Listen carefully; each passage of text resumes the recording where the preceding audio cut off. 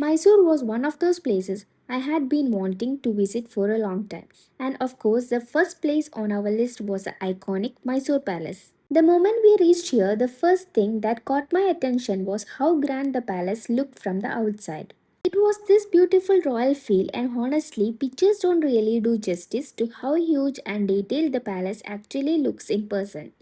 So, we got our tickets and started exploring. Before entering the palace, we first visited the Sri Lakshmi Ramana Swami temple, which is located inside the Mysore Palace compound. It is one of the oldest temples in Mysore, with a history dating back centuries. After spending some peaceful time at the temple, we headed towards the main attraction, Mysore Palace. We were 5 people, and the entry ticket for all of us cost rupees 600. Before entering the palace, we had to remove our footwear and leave them at the shoe counter.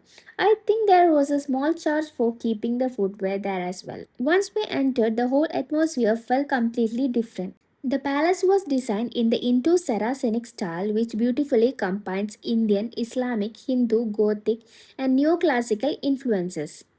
So, everywhere you look, there is something interesting. The ceilings, the pillars, doors, windows, paintings, and all those tiny decorative details.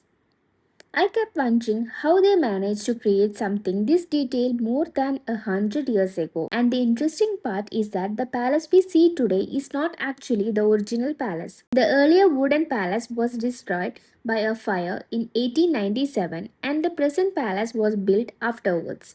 The new palace was designed by British architect Henry Irwin and was completely around 1912. So, while walking through the palace, you are not just looking at the beautiful building. You are actually walking through a huge piece of Mysore royal history. One of the most impressive places inside is the Darbar Hall. This was used by the royal family for important gatherings and court proceedings. The huge pillars, the high ceilings, and the overall scale of the hall make you realize how grand royal functions must have been here. Then we move towards another beautiful section, the Kalyana Mandapa. The colorful stained glass ceilings here was one of the favorite parts. When the light comes through those colorful palaces, the entire palace looks so beautiful. And while exploring the palace, I kept thinking about the people who actually lived here. Today, we are visiting it as a tourist and looking at these rooms as a historical spaces. But once upon a time, these corridors, halls, and rooms were part of the everyday life of the Wadia royal family. There were celebrations, meetings, ceremonies, and so many important events that happened within these walls. Another thing that came to my mind while walking around was Mysore Dasara.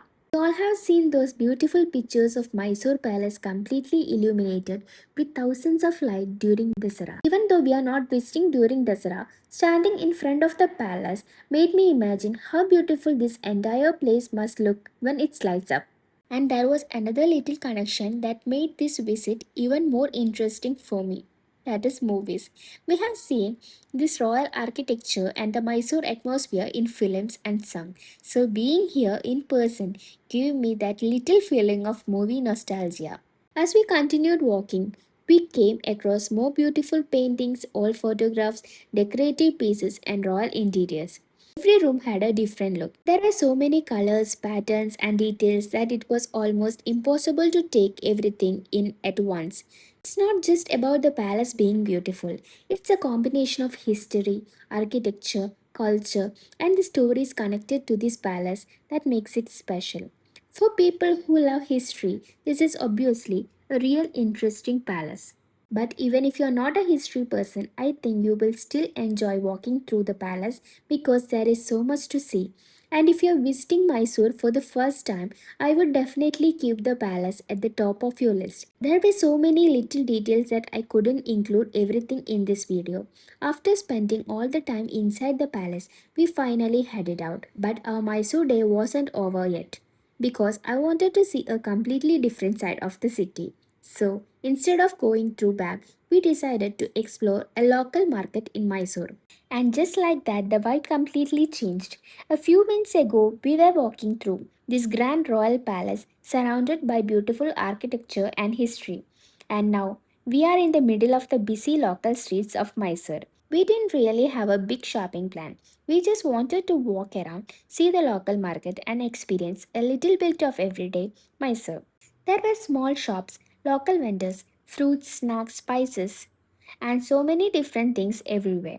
And honestly, I enjoy exploring local markets when I travel because tourist attractions show you the beautiful and famous side of a city, but local markets show you the everyday side, the people, the shop, the sound, and normal rhythm of life. And that was actually what I wanted to experience here.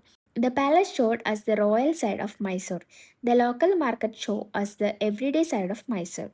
Two completely different experiences, but both were equally interesting. We walked around for a while, looked at the different shops, took a few clips, and simply enjoyed the atmosphere. And I think that's what made this Mysore day special.